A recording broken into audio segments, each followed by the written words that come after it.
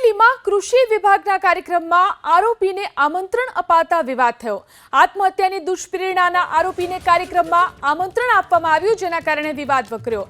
આરોપી શરદ ગોદાને કાર્યક્રમમાં મુખ્ય મહેમાન તરીકે આમંત્રણ આપવા વિવાદ વકર્યો। તાલુકા કક્ષાના કૃષિ પરિસંવાદ કાર્યક્રમમાં આરોપીને આમંત્રણ આપવામાં આવ્યું હતું। આરોપી શરદ ગોદા અમરેલી જિલ્લા પંચાયતમાં સભ્ય છે। આરોપી શરદ ગોદા સામે આત્મહત્યા માટે દુષ્પ્રેરણાનો ગુનો નોંધાયેલો છે અને 7 ડિસેમ્બરે આ કાર્યક્રમ છે। તો આત્મહત્યા માટે દુષ્પ્રેરણાનો આરોપી છે શરદ ગોદા, જેને આ આમંત્રણ આપવામાં આવ્યું છે।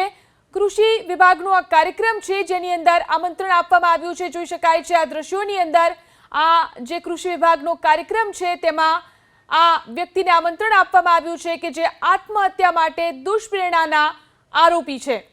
તો જેના કારણે આ વિવાદ અહીં વધી રહ્યો છે। આરોપી શરદ ગોદાને કાર્યક્રમમાં મુખ્ય મહેમાન તરીકે આમંત્રણ આપવામાં આવતા વિવાદ વકર્યો છે।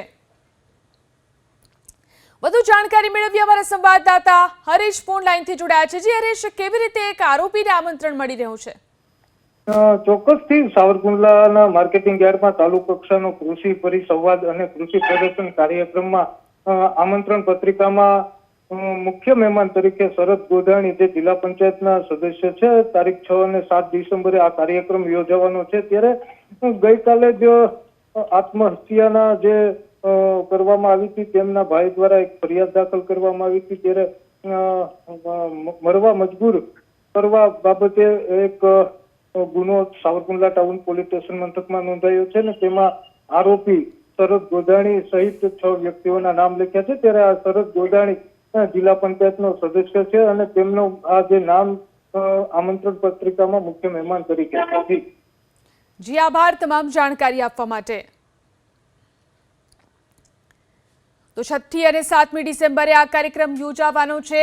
અમરેલીમાં કૃષિ વિભાગના પરિસંવાદનો કાર્યક્રમ છે અને જેમાં આત્મહત્યા માટે દુષ્પ્રેરણાના આરોપીને આમંત્રણ અપાયું છે।